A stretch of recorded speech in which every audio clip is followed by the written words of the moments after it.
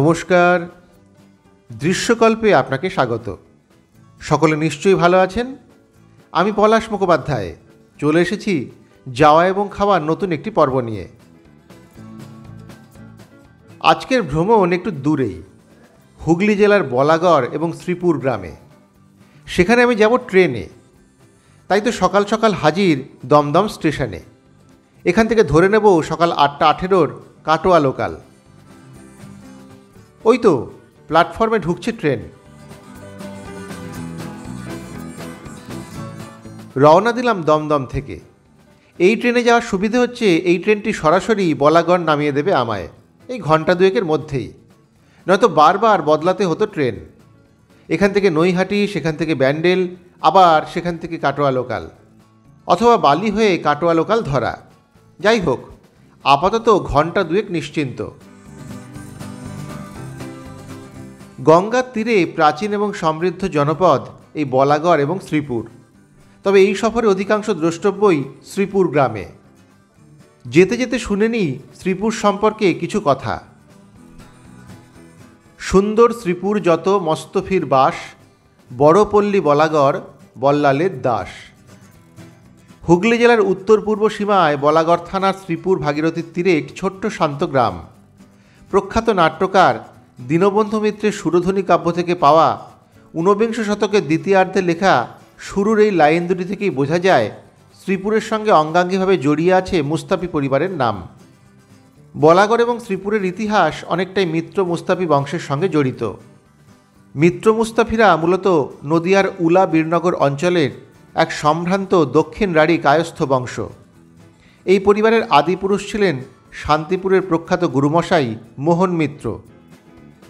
মোহন মিত্রের পুত্র রামেশ্বর মিত্র পিতার টোলের শিক্ষকতা ছেড়ে বাংলার তৎকালীন নবাব মুর্শিদ কুলি খানের নায়েব কানুনগো হিসেবে প্রথমে ঢাকা শহরে এবং পরে দিল্লির নবাব আওরঙ্গজেবের অ্যাকাউন্টস বিভাগের অডিটর হিসেবে নিযুক্ত ছিলেন এবং সেই সুবাদেই তিনি মুস্তৌফি বা মুস্তাফি উপাধি বাদশাহ আওরঙ্গজেবের সোনার পাঞ্জা এবং জমিদারি লাভ করেন। এই রামেশ্বরের জ্যেষ্ঠ পুত্র রঘুনন্দন 1708 সালে গঙ্গার পূর্ব তীরে উলা গ্রাম ছেড়ে পশ্চিম তীরে আটি শেওড়া গ্রামে বসতি স্থাপন করেন। বড় দাদার পদাঙ্ক অনুসরণ করে চতুর্থ পুত্র অনন্তরাম মুস্তাফি 1712 সালে চলে আসেন আটি শেওড়ার পাশের গ্রাম সুখারিয়াতে, আর বাকি পরিবারবর্গ থেকে যান উলা গ্রামের পৈতৃক ভদ্রাসনে। সুখারিয়ার কথা আসবে আমাদের পরের পর্বে। এবারে শুধুই শ্রীপুর এবং বলাগড়। যাই হোক, জনশ্রুতি শ্রী চৈতন্য একবার এই গ্রামে এসে একটি শেওড়া গাছের তলায় বিশ্রাম নিয়েছিলেন। তারপরই এই গ্রামের নাম হয়ে যায় আটি শেওড়া। তার প্রায় 200 বছর পরে ম্যালেরিয়া কলেরার প্রকোপে যখন গ্রাম উজাড় হয়ে যায় প্রায়, তখন রঘুনন্দন মুস্তাফি এই গ্রামে শ্রী ফিরিয়ে আনেন এবং গ্রামের নাম পাল্টে নতুন নামকরণ করেন শ্রীপুর। সেখানে রঘুনন্দন উলার বসতবাড়ির অনুকরণে গড়বেষ্টিত বাড়ি, পুকুর, চণ্ডীমণ্ডপ, মন্দির ইত্যাদি নির্মাণ করেন। সেসবই আজ ঘুরে দেখব আমরা। গল্প শুনতে শুনতেই কিন্তু চলে এসেছি বলাগড়ের কাছাকাছি।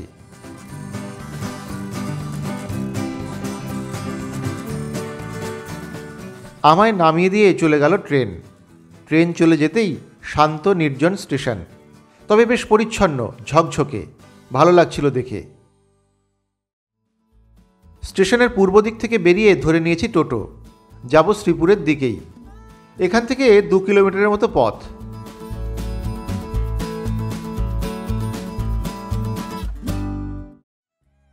দোলমঞ্চের কাছাকাছি আমায় নামিয়ে দিয়ে চলে গেল টোটো। এবারে সামান্য হাঁটা। পুকুরের পাশ দিয়ে চলে গিয়েছে রাস্তা। কি সুন্দর পরিবেশ, হাঁটতে ভালোই লাগছে।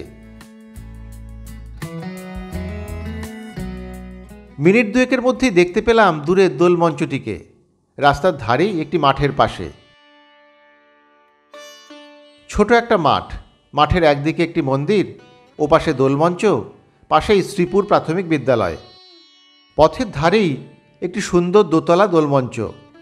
1746 সালে রুদ্ররাম মুস্তাফির স্ত্রী এই দোলমঞ্চটি নির্মাণ করান। কালের অত্যাচার সহ্য করে আজও দোলমঞ্চটি মিত্র মুস্তাফি পরিবারের গৌরবের দিনের কথা মনে করায়। দোলমঞ্চে খিলান এবং থামের ব্যবহার আজও নজর কাড়ে। ছাদের ওপর রেলিংয়ের ব্যবহারও অত্যন্ত দৃষ্টিনন্দন। দোলের সময় রাধা গোবিন্দর মূর্তি এই দোলমঞ্চে নিয়ে এসে রাখা হয়, সেই সঙ্গে চলে আবির খেলাও।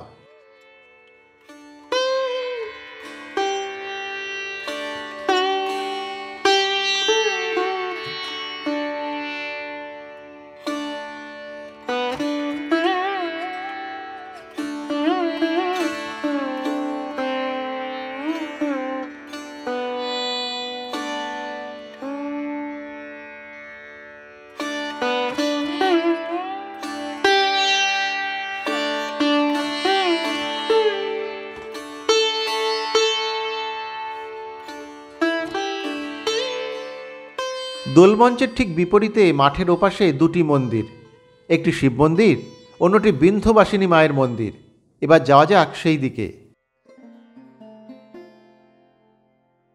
কে এই বিন্ধ্যবাসিনী মা?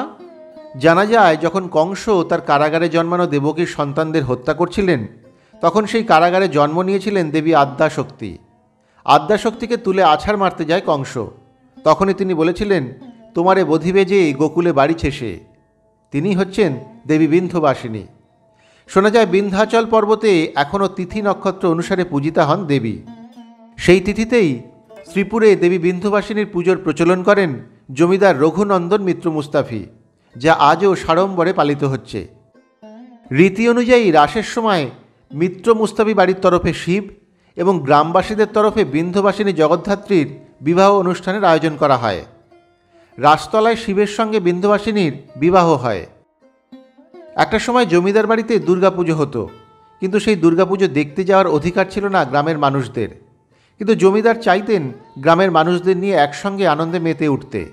তারপর থেকেই তিনি শুরু করেন শিবের বিয়ের অনুষ্ঠান, যার ফলে গোটা গ্রামের মানুষকে নিয়ে একসঙ্গে জমিদার পরিবার মেতে উঠতে পারে আনন্দে এবং উৎসবে।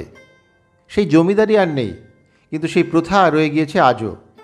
বিন্ধ্যবাসিনী মায়ের মণ্ডপের পাশেই পুরনো শিব মন্দিরটি এখন অবশ্য নবরূপ পেয়েছে। এটাই এই এলাকার রাসতলা নামে খ্যাত এখন।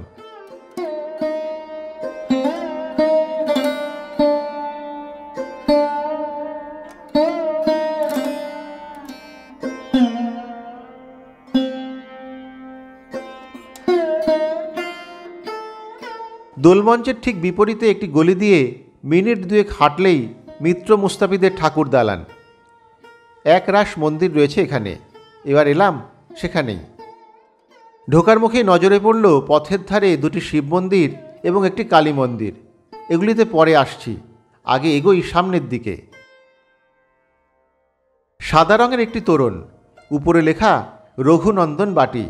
তার ভিতর দিয়ে যাওয়া যাক ভিতরে।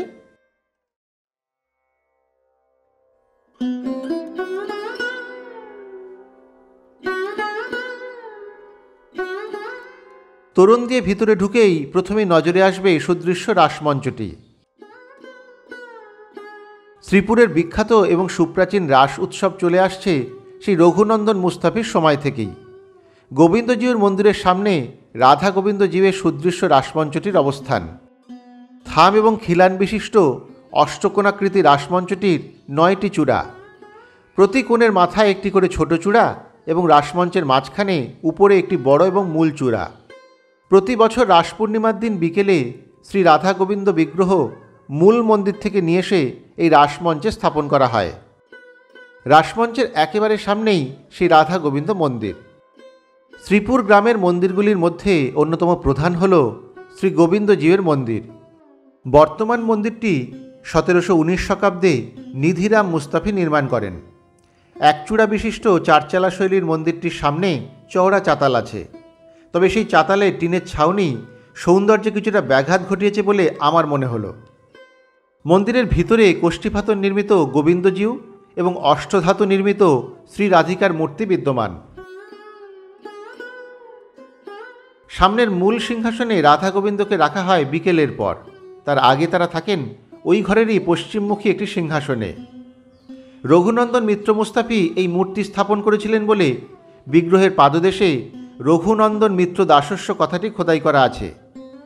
সেটি অবশ্য ক্যামেরায় দেখানো গেল না। এই অঞ্চলে গোবিন্দজিউ অত্যন্ত জাগ্রত দেবতা। স্নানযাত্রা, রথযাত্রা, ঝুলন, জন্মাষ্টমী এবং দোল উপলক্ষে আজও গোবিন্দজিউর মন্দিরে বিপুল জনসমাগম হয়। কথিত আছে যে বর্গী আক্রমণের সময় গোবিন্দজিউর বিগ্রহটিকে গঙ্গার জলে ফেলে দেওয়া হয়েছিল। পরে জেলেদের জালে সেই মূর্তিটি আবার ফিরে পাওয়া যায়। তাই আজও প্রতি বছর গোষ্ঠযাত্রার দিন গ্রাম প্রদক্ষিণের সময় গোবিন্দজিউর মূর্তিটি জেলেপাড়ার মধ্যে দিয়ে নিয়ে যাওয়া হয়। মন্দিরের পিছনেই পুরনো বাড়ির ধ্বংসাবশেষ জানান দেয় এই বাড়ির প্রাচীনত্ব এবং বনেদিয়ানা।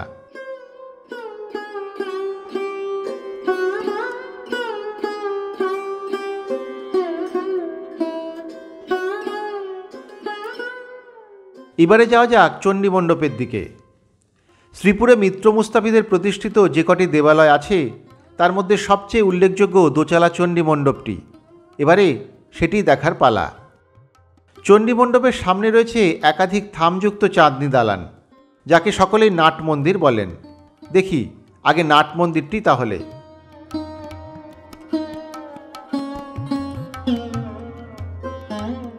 এটিও বেশ সুন্দর। উপরে কড়ি কাঠের কোনায় কাঠের তৈরি রাক্ষসের মাথাও আছে। সেগুলি বেশ একটু অভিনবই লাগলো আমার।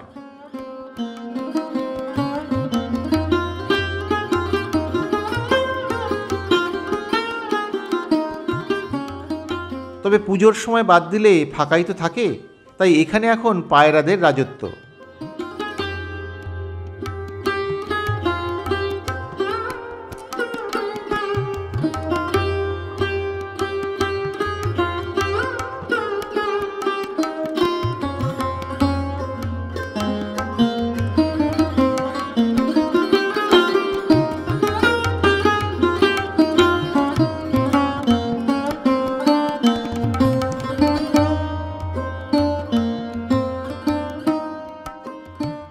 এবারে দেখা যাক চণ্ডী মণ্ডপটি।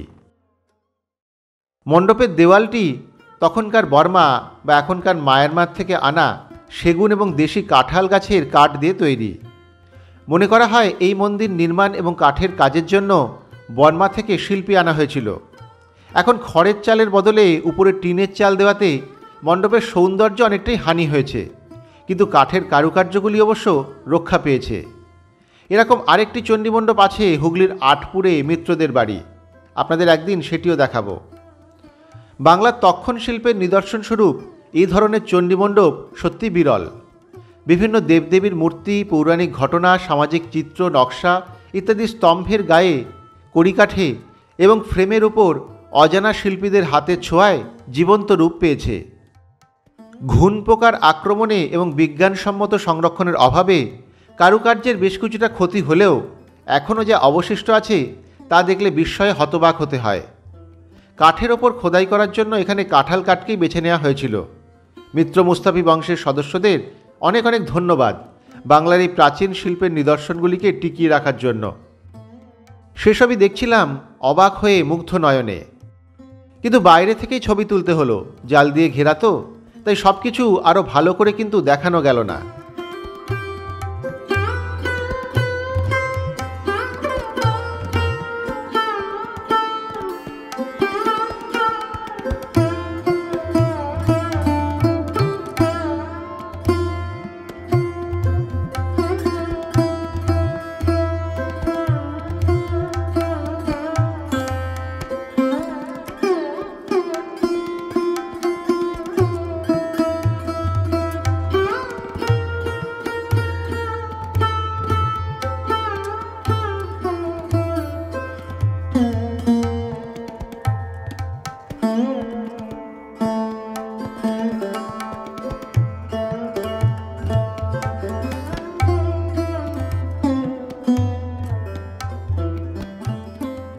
বছরখানেক আগে গিয়েছিলাম থাইল্যান্ডে। সেখানে পাটায়া শহরের পাশে একটা মন্দির ছিল, কাঠের কাজ, সেখানে স্যাংচুয়ারি অফ ট্রুথ। গোটা মন্দিরটাই কাঠের তৈরি এবং অসাধারণ কাঠের কাজ। সেটা দেখে খুব উত্তেজিত হয়েছিলাম, খুব ভালো লেগেছিল। বিদেশের মন্দির, দারুণ ব্যাপার। আমাদের দেশে আছে, কিন্তু আমাদের দেশে পাথরের কাজ, পোড়ামাটির কাজ পাই, কিন্তু কাঠের এত ভালো কাজ সেটা আমি ওখানেই দেখেছিলাম। যাই হোক, আমার না দেখা থাকতেই পারে। কিন্তু এই যে হুগলির অখ্যাত গ্রাম, প্রত্যন্ত গ্রাম এই শ্রীপুরে এসে আমি কিন্তু মুগ্ধ এখানকার কাঠের কাজ দেখে। এই যে কাঠের যে সূক্ষ্ম কাজ, সব কিছু ছবি তোলা যাচ্ছে না, জানেন তো, এটা তো বন্ধ, খোলারও লোক নেই, তো সেই জন্য সব কিছু খুব ভালো করে দেখতে পেলাম না, কিন্তু তবুও এই জালের এপাশ থেকে যতটুকু যা দেখতে পেলাম মনোমুগ্ধকর কাজ। তক্ষণ শিল্পের রীতিমতো প্রশংসা করতে হয়। তো ভালো লাগছে, খুব ভালো লাগছে। আমাদের গ্রামেও যে এরকম কাঠের সুন্দর কাজ আছে, কাজের মন্দির আছে, সেটা তো আমরা জানতাম না, না ঘুরলে জানাও হয় না। এসে ভালো লাগলো। বিদেশে শুধু নয়, স্বদেশেও ভালো ভালো তক্ষণ শিল্পের কাজ পাওয়া যায়, তার মানে এটা বোঝা গেল। যাই হোক, শ্রীপুরে এসে এই যে চণ্ডীমণ্ডপটি না দেখলে কিন্তু অনেক কিছুই না দেখা রয়ে যেত আমাদের।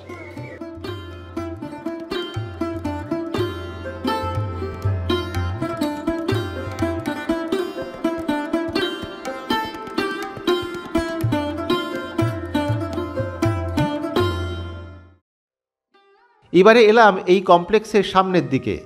ছোট্ট একটা মাঠ, মাঠের ঠিক পাশেই চণ্ডীমণ্ডপের বিপরীতে প্রবেশপথের পাশে রয়েছে একটি শিব মন্দির। সে মন্দির পুরোটাই সাদা রং করা, প্রাচীন আটচালা মন্দির।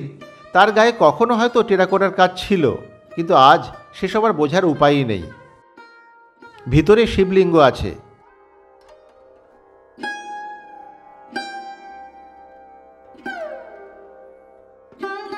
মাঠের একদিকে রয়েছে একটি মঞ্চ।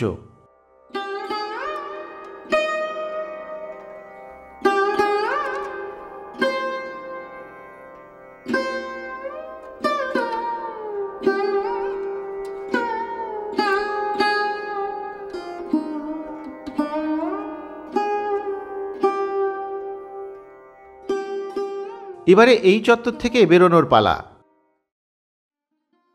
এখান থেকে বেরিয়ে দুপা সামনে গেলেই নজরে আসবে একটি মন্দির। দালান শৈলীর এই মন্দিরটি এখন বন্ধ, তবে এটা শুনলাম কালী মন্দির। শুধুমাত্র কালী পুজোর সময়েই এই মন্দিরে পুজো হয় এবং খোলা হয়।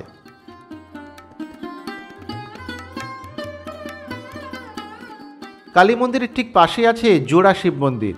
এবারে দেখা যাক সেই মন্দির দুটি। পাশাপাশি একজোড়া ভগ্ন শিব মন্দির। শুনলাম দুটি আগে পঞ্চরত্ন ছিল। মন্দিরের ছাদের মধ্যবর্তী স্থানে একটি চূড়া বা রত্ন বসালে হয় একরত্ন মন্দির। সেই একরত্ন মন্দিরের চারটি কোণে তুলনায় ছোট রত্ন বসালে হয় পঞ্চরত্ন মন্দির। এই মন্দিরগুলি সেই রকম পঞ্চরত্ন ঘরানারই ছিল, কিন্তু চার কোণের চারটি রত্ন ভেঙে পড়ে গিয়েছে আগেই, তাই এই দুটিকে এখন আর পঞ্চরত্ন বলে মনে হয় না, একরত্ন বলেই ভুল হয়। কিন্তু মন্দির দুটিতে যেটুকু টেরাকোটার কাজ অবশিষ্ট আছে তা দেখে বোঝা যায় এই টেরাকোটা খুবই উচ্চ শ্রেণীর। কিন্তু সেই টেরাকোটার কাজের অধিকাংশই আজ ক্ষতিগ্রস্ত। মন্দির দুটির ভিতরে শিবলিঙ্গ আছে এবং তাদের নিত্য পুজো হয়।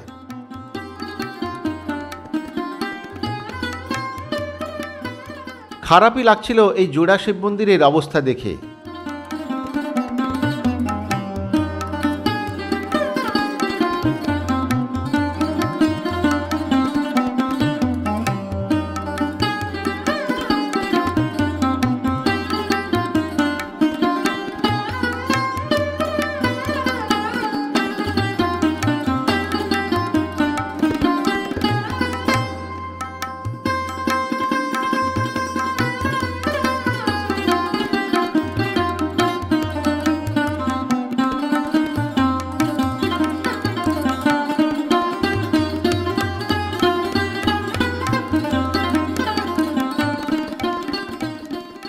এই জোড়া শিব মন্দিরের পিছনে আছে বুড়ো শিবতলা।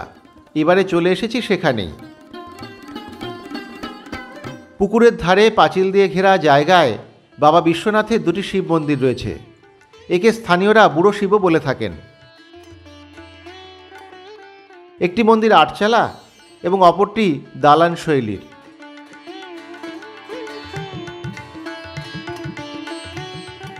আটচালা মন্দিরটির প্রতিষ্ঠা ফলক থেকে জানা যায় এই মন্দিরটি রামকুমার মিত্র মুস্তাফির দৌহিত্রী কুসুম কুমারী দাস বসু নির্মাণ করেন।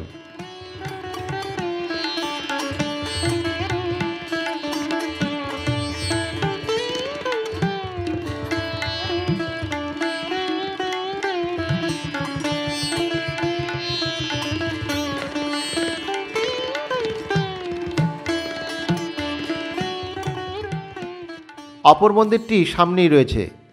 সেটির সামনে টালি দিয়ে ঢাকা বারান্দা, সেটিও শিব মন্দির।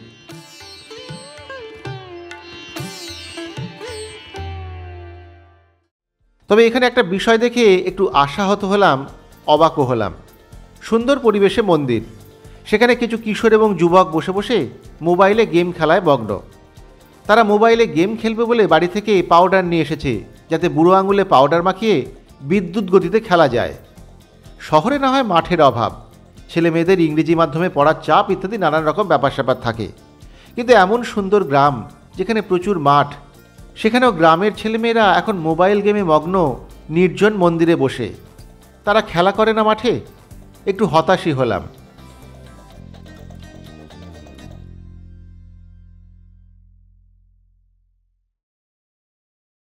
যাই হোক, বুড়ো শিব মন্দির থেকে সামান্য এগিয়ে চলে এসেছি শ্রীপুর বাজারের কাছে। পঞ্চায়েত পেরিয়ে সামান্য গেলেই মোড়, সেখানে আছে মোদক সুইটস। এখানে যে 3-4টি মিষ্টির দোকান আছে, তাদের মধ্যে মোদকের মিষ্টি ভালো বলে জেনেছিলাম। দোকানে অনেক রকমের মিষ্টি আছে, আমি অবশ্য তার মধ্যে থেকে 2টি মিষ্টি ওদেরকেই বেছে দিতে বলেছিলাম। ওরা তাই অনেক বাছাবাছির পর আমায় কালাকাঁদ এবং নলেন গুড়ের শঙ্খ সন্দেশ দিয়েছেন। সেই সঙ্গে আমি অবশ্য গোলাপ জাম একটা চেয়ে নিয়েছি, তার সুন্দর গোলাপি রঙটা আমায় বেশ আকর্ষণ করছিল। তবে এখন খাবো না, সুন্দর কোনো জায়গায় গিয়ে মিষ্টি মুখ করা হবে।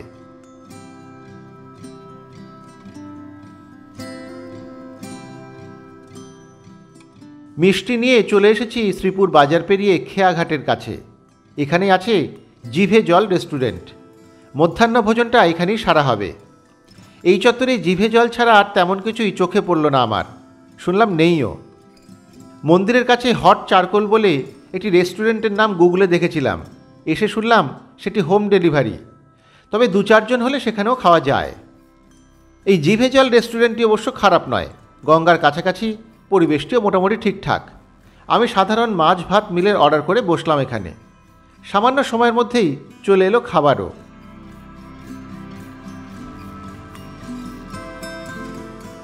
দুপুরে ছিমছাম সাদামাটা খাবার, বেড়াতে গিয়ে ছিমছাম খাবারই ভালো।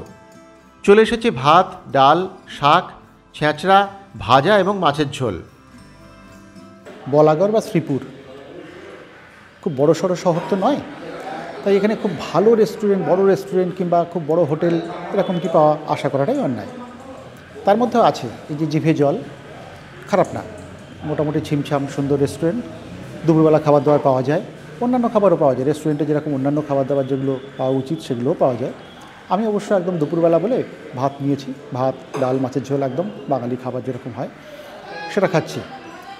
তবে আপনারা যদি চান অন্য খাবারও খেতে পারেন। তো আমি খাবার দাবার খেয়ে নিই, আমাদের এখনও ঘোরা কিন্তু একটু বাকি আছে। দুপুরের এই মধ্যাহ্নভোজন সেরে আমি কিন্তু আরও কয়েকটা জায়গায় যাব, তো সেটা তো আরও আসছে, তার আগে একটু খাওয়া দাওয়া হয়ে যাক দুপুরবেলা।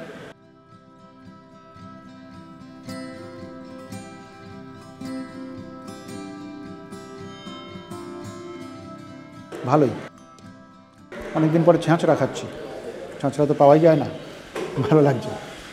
ঠিক আছে, আমি খেতে থাকি, তারপরে দেখা হচ্ছে এর পরের গন্তব্যে গিয়ে। এই কাতলা মাছের মিল আমার দাম পড়ল 80 টাকা প্লেট। অনেকটা ভাত ছিল, আমি তো তুলেই দিয়েছি আগেই, তবে ভালোই খেলাম। এখান থেকে এবার বেরিয়ে যাব একটা নির্জন দ্বীপে, সেটা একটা দারুণ ব্যাপার, দেখাচ্ছি আপনাদের। ধরে নিয়েছি একটি টোটো, কারণ দ্বীপে যাওয়ার যে সেতু সেটা এখান থেকে অনেকটাই দূর। চলেছি সেই নতুন ব্রিজ বা সিএসসি সেতুর কাছে।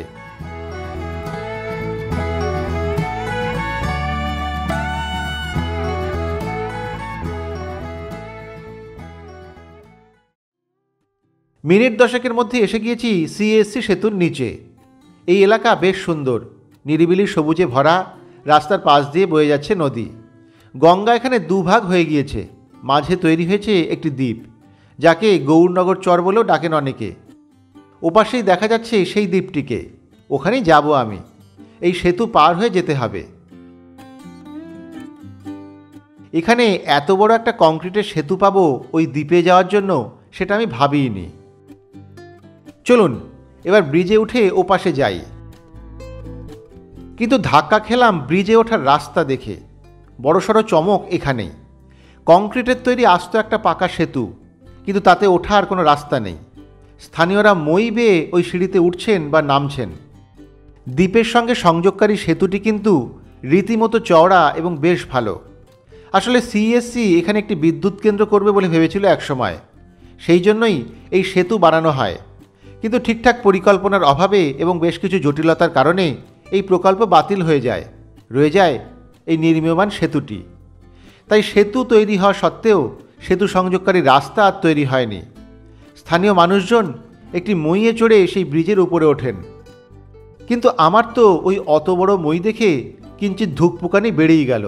কতদিন মই বেয়ে ওপর উঠিনি, অত উঁচুতে আমি কি উঠতে পারবো?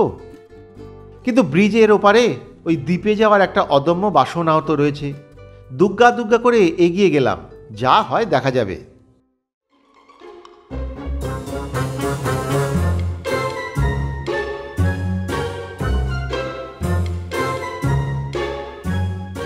যাক, পেরেছি তাহলে। এ তো আমার কাছে এভারেস্টের চূড়ায় ওঠার মতো। উপরে উঠে নিচটা দেখে নিজেরই বিশ্বাস হচ্ছিল না, এতটা উঠেলাম আমি। তবে ব্রিজে ওঠার পর চারপাশের দৃশ্য মন ভালো করে দেয়। এই বেলা বলি, সেতুতে উঠে গেলে কিন্তু আর ঝামেলা নেই। ওপাশের দ্বীপের দিকে সেতুটিকে নামতে কিন্তু এই সমস্যাটা নেই। যারা এটা থেকে ভাবছেন যাওয়াটা ঠিক হবে না, তাদের জন্য বলি এটা কিন্তু বেশ একটা অ্যাডভেঞ্চারের মতো। তবে যারা মইয়ে চড়তে পারবেন না, তারা নৌকো নিয়েই দ্বীপে যেতে পারেন। অনেক নৌকো কিন্তু আছে এখানে। দ্বীপের একটা বড় অংশে এপারের মানুষজন চাষাবাদ করেন, তাই তারাও অনেক সময় নৌকো নিয়েও যাতায়াত করেন।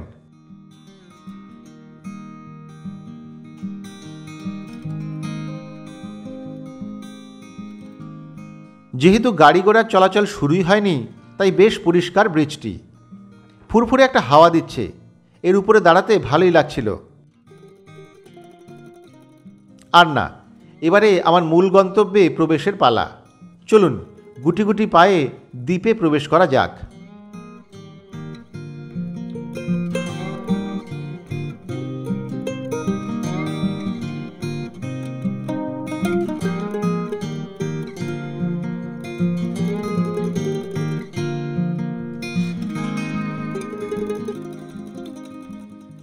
রীতিমতো জঙ্গল এদিকে, তার মধ্যে দিয়ে নেমে গিয়েছে পথ। বেশ একটা রোমাঞ্চ হচ্ছে কিন্তু।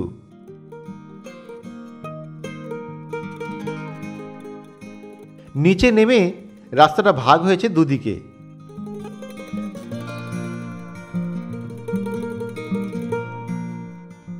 আমি অবশ্য বাঁদিকের রাস্তায় বেছে নিলাম, ওপাশের গঙ্গার কাছাকাছি যাব এই রাস্তা ধরেই।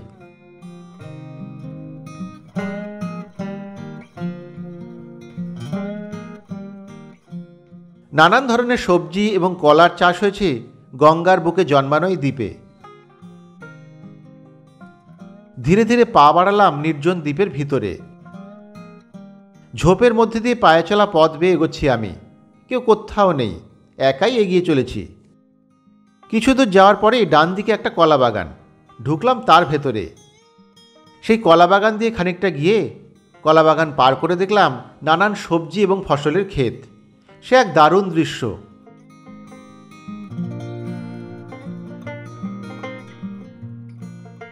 ধনে গাছের সাদা ফুল ছেয়ে আছে একদিকে, আবার উল্টো দিকেই সর্ষে ফুলের হলুদ বাহার। তার পাশে আবার সবুজ গম গাছের ভরা সংসার।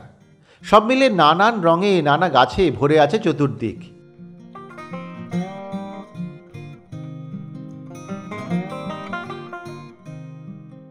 ওই হাঁচড় পাঁচড় করে ব্রিজে ওঠার পর থেকে কিন্তু ভালো লাগাটা শুরু হয়েছিল। ওপর থেকে সুন্দর নদীটা দেখলাম, তারপরে ব্রিজ থেকে যখন এই দ্বীপে প্রবেশ করলাম, ভালো লাগাটা আরও বেড়ে গেল। একটা গোটা দ্বীপ, সেখানে আপনি আছেন, আশপাশে আর কেউ নেই, এমনটা কি হয় বলুন তো?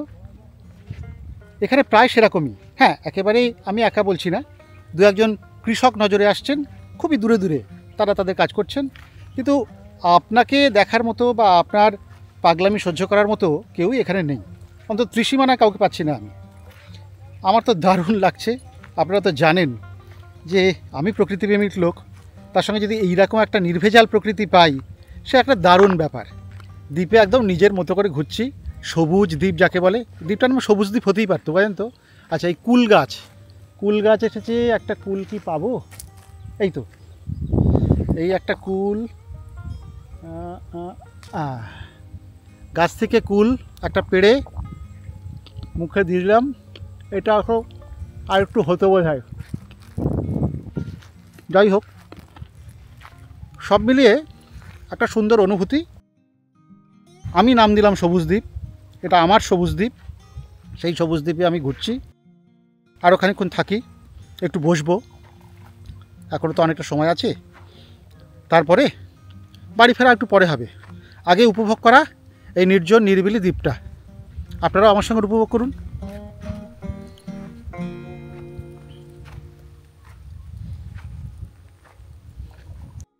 সত্যি খুব ভালো লাগছিল এখানে এসে। এদিকটায় তবু দু একজন কৃষককে দেখতে পাচ্ছিলাম, তবে তারা অনেক দূরে। আনমনে হেঁটে বেড়াচ্ছিলাম আলপথ ধরে। এবার মনে হলো মিষ্টি মুখটা এখানে করলেই কেমন হয়। যেমন ভাবা তেমন কাজ। ছায়া ঘেরা একটা কলা বাগানে ঢুকে মনে হলো এখানে খাওয়া দাওয়া হোক। তবে পিছনে সর্ষে ক্ষেতের হলুদ বাহার কলা পাতার উপরে রেখে খুলে ফেলা হলো মিষ্টির বাক্স। স্থানীয় মোদক সুইটসের 3টে মিষ্টি আছে এই বাক্সে। চলুন তাহলে এবারে সেই 3টি মিষ্টির সদ্গতি করা যাক। মিষ্টি 3টির মধ্যে গোলাপজাম এবং শঙ্খ সন্দেশের দাম 12 টাকা পিস এবং কালাকাঁদ 10 টাকা পিস।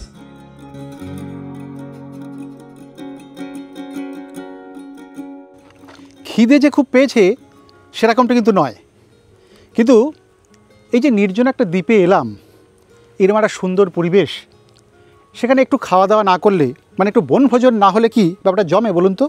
ভোজনের তো সেরকম কিছু খুব একটা নেই, ভোজন করেই এসছি প্রায় ওই জিভে জল থেকে।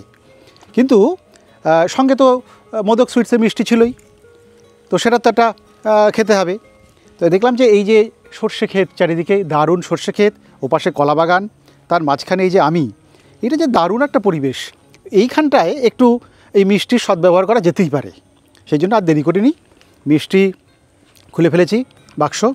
মিষ্টি তো আপনারা দেখেছিলেন, মোদকের 3টে মিষ্টি আমরা নিয়েছি, ওদেরকে বলেছিলাম সেরা মিষ্টি দিতে, ওরা দিয়েছেন। তাহলে প্রথমে কালাকাঁদটা খাওয়া যাক। কালাকাঁদ কীরকম? কালাকাঁদটা ভালো, দারুণ মিষ্টি নয়, তা ক্ষীর ব্যাপার আছে। কালাকাঁদ কিন্তু ভালো মিষ্টি, সুন্দর লাগলো আমার খেতে। আচ্ছা, আর একটা ছিল শঙ্খটা খাওয়া যাক একটু। শঙ্খ সন্দেশ, নলেন গুঁড়ো একটা গন্ধ আছে, আর ভালো, শঙ্খটাও ভালো। আমার কিন্তু এই দুটি খারাপ লাগলো না। আর একটা মিষ্টি এই গোলাপজাম, সেটা কিন্তু আমি নিয়েছিলাম আমার পছন্দ করে আর কি। এত সুন্দর গোলাপি মিষ্টি দেখে বেশ পছন্দ হচ্ছিলো আমার, নিয়ে নিলাম একটা। দেখা যায় একটু তাহলে গোলাপজামটা খাওয়া যাক। গোলাপজাম,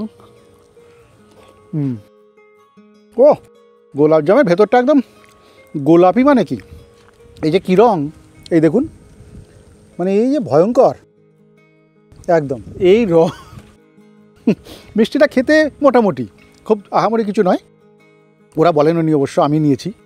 যাই হোক, গোলাপ জামুনটা ঠিক আছে, কিন্তু বাদবাকি এই যে দুটি মিষ্টি, এই বিশেষ করে এটা কি বলে, এই শঙ্খ আর হচ্ছে গিয়ে আপনার এই কালাকাঁদ, এই দুটি কিন্তু দারুণ খেতে, খুব ভালো খেলাম। খাওয়া দাওয়া করে আর একটু ঘোরাঘুরি করি দ্বীপটা আমার দারুণ পছন্দ হয়েছে। তারপরে তো ফিরবো আস্তে আস্তে বাড়ির দিকে, অনেকটা রাস্তা যেতে হবে, তো একটু খাওয়া দাওয়া করি, তারপরে ফেরাফিরির চিন্তা হবে।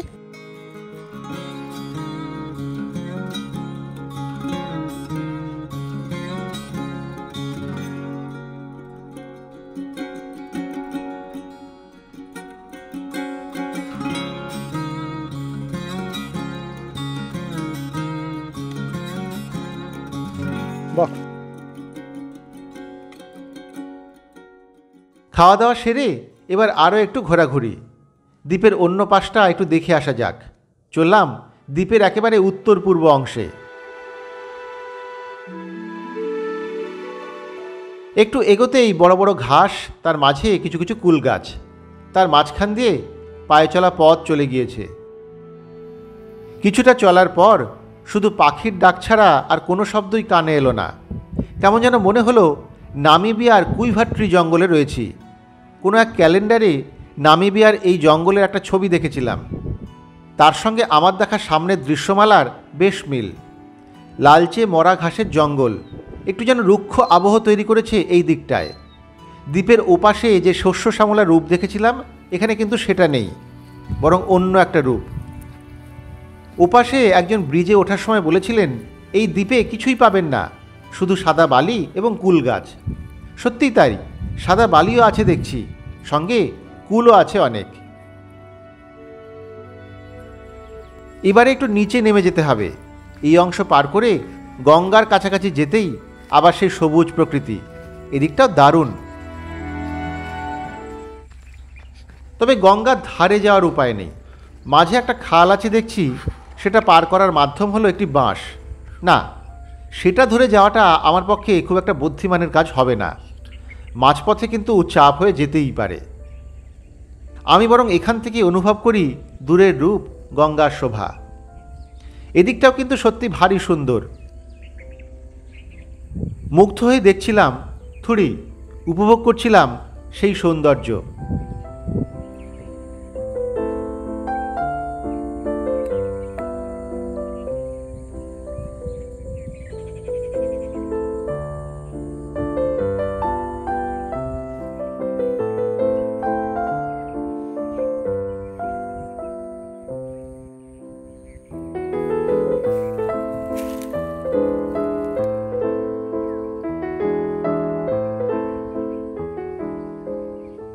বিকেল 3:30 মতো বেজে গিয়েছে। সূর্য একটু ম্লান হয়ে এসেছে। এবারে তো ফিরতে হয়, অনেকটা এপাশে চলে এসেছি।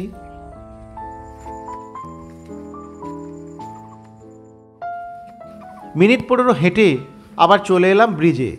ব্রিজে এসে সামান্য একটু বিশ্রাম। এদিক ওদিক নদীর শোভা দেখা।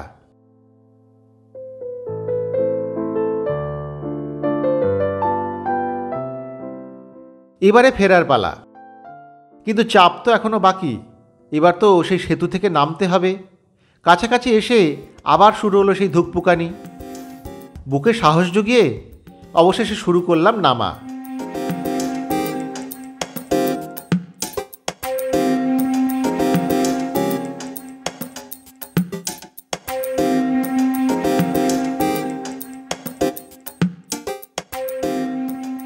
উফ, অবশেষে নেমে আসতে পেরেছি। যাক বাবা, এবারে ভালোই ভালোই ফিরে যাওয়া যাক। নিচে রাস্তা থেকে ধরে নিয়েছি একটি টোটো। তবে স্টেশনে কিন্তু এখনই যাচ্ছি না। একটা জিনিস দেখা কিন্তু বাকি রয়ে গিয়েছে। বলাগড় কিন্তু তার নৌকা শিল্পের জন্য বিখ্যাত। বহু বছর ধরে নৌকা তৈরি হয় শ্রীপুরের বিভিন্ন এলাকায়। সেটাই তো দেখা হয়নি।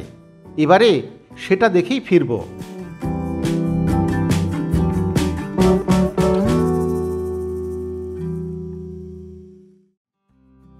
চলে এসেছি শ্রীপুরে নৌকা তৈরির কারখানায়। রাস্তার ধারেই পরপর এই কারখানাগুলি। তবে আমি এসেছি একেবারে বিকেলবেলা। সকলেই এখন বাড়িতে চলে গিয়েছেন। নৌকো বানানোটা তাই দেখা গেল না। তবে নির্মীয়মান নৌকাগুলি রাখা রয়েছে সার দিয়ে। আসলে জলপথই ছিল সেকালের বাংলার প্রধান বাণিজ্য পথ। শতকরা 90% ব্যবসায়ী হতো জলপথ ধরে। আর তার জন্য নিয়মিত বড় বড় পণ্যবাহী নৌকোর দরকার পড়তই। তাই ভাগীরথীর তীর ঘেঁষে বেশ কিছু স্থানে নৌকো তৈরির কারখানা গড়ে উঠছিল। সেই সময় থেকেই শ্রীপুর বলাগড় অঞ্চলে নৌকো তৈরির অজস্র কারখানা গড়ে উঠতে শুরু করে এবং পরের দিকে শ্রীপুর হয়ে ওঠে বাংলার নৌশিল্পের অন্যতম একটি প্রধান কেন্দ্র। দেখেই বোঝা যাচ্ছিল একটু আগেও এখানে ঠুকঠাক আওয়াজে সরগরম ছিল। এখন অবশ্য সবই শুনশান। নির্মীয়মান অবস্থায় পড়ে আছে নানান মাপের নৌকো। কারিগরের দেখা পেলে ভালোই হতো। আসলে আমি একটু ভুল করেছি। মধ্যাহ্নভোজন সেরে এখান থেকে এই নৌকো কারখানা দেখে গেলেই হতো। সেটা আর করা হয়নি তখন। যাই হোক, কারিগরের দেখা নাই বা পেলাম, তবুও বলাগড় এসে নৌকোর কারখানা না দেখে গেলে ভ্রমণটাই তো অসম্পূর্ণ রয়ে যেত।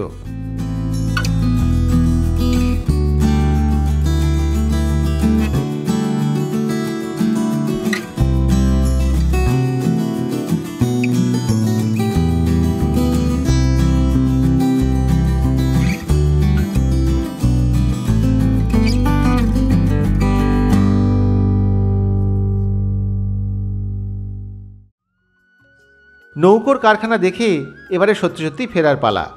ধরে নিয়েছি টোটো, সোজা যাচ্ছি স্টেশনে।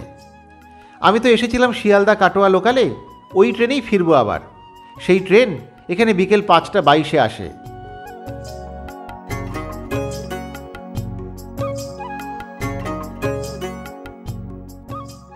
সোয়া 5টা নাগাদ চলে এসেছি বলাগড় স্টেশনে। ট্রেন আস্তে আস্তে 5:30 বাজবে। একটু বসি এখন। আজ কিন্তু দারুণ বেড়ালাম। ইতিহাস, ধর্ম, প্রকৃতি, অ্যাডভেঞ্চার, খাওয়া দাওয়া সব মিলিয়ে একেবারে কমপ্লিট ভ্রমণ যাকে বলে। ওই তো ঢুকছে আমার কাটোয়া শিয়ালদাহ লোকাল। আগে ট্রেনে উঠি, তারপরে বাকি কথা বলছি। ছেড়ে দিয়েছে ট্রেন। ধীরে ধীরে পিছনে ফেলে যাচ্ছি বলাগড়কে, নিয়ে যাচ্ছি সুখ স্মৃতিকে। এবারে বলি এখানে আসা যাওয়ার ব্যাপারে। ব্যান্ডেল থেকে কাটোয়ার দিকে যেতে বেশ কয়েকটা স্টেশনের পর বলাগড় স্টেশন। শিয়ালদাহ এবং হাওড়া দুদিক থেকেই যাওয়া যায় ব্যান্ডেল পর্যন্ত। সেখান থেকে ফের কাটোয়া লোকাল ধরে আধ ঘন্টার পথ। সরাসরি কাটোয়ার ট্রেন ধরলে অবশ্য ব্যান্ডেলে আর পাল্টাতে হয় না। শিয়ালদাহ দমদম থেকে গেলে নৈহাটি ব্যান্ডেল হয়েও যাওয়া যায় বলাগড়ে। আবার দমদম থেকে বালি এসে সেখান থেকেও কাটোয়া লোকাল ধরা যায়। সকাল সকাল এলে শিয়ালদাহ থেকে কাটোয়া লোকাল এবং জঙ্গিপুর প্যাসেঞ্জার এই দুটিই পাওয়া যায়। দুটি ট্রেনই এই পথ দিয়ে সরাসরি যায়। কলকাতা থেকে গাড়িতেও আসা যায় এই তল্লাটে। সেক্ষেত্রে ব্যান্ডেল এসে ধরে নিতে হবে STKK, অর্থাৎ সপ্তগ্রাম কালনা কাটোয়া রোড, যাকে বলা হয় আসাম লিঙ্ক রোড। তবে এখানে ট্রেনে আসাটাই সুবিধাজনক মনে হলো আমার। বলাগড়ে অবশ্য থাকার জায়গা নেই। পাশে সোমরা বাজারে আছে 2-1টি থাকার জায়গা। খাওয়া দাওয়ার তেমন কোনো অসুবিধা হবে না। আমি তো জিভে জল রেস্টুরেন্টে খেয়েছি। এছাড়া যদি আপনারা ওই আসাম লিঙ্ক রোডের দিকে যান, তাহলে সেখানে কিন্তু বেশ কয়েকটি ধাবা বা রেস্টুরেন্ট পেয়ে যাবেন।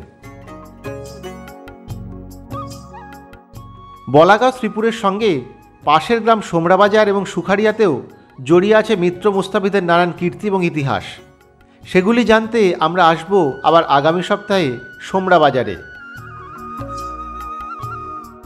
যাওয়ার আগে মনে করিয়ে দিই, সাম্প্রতিক নানা বিষয় নিয়ে দৃশ্যকল্পের নতুন শো কিছু কিছু কথা শুরু হয়েছে। সেটিও দেখতে ভুলবেন না কিন্তু।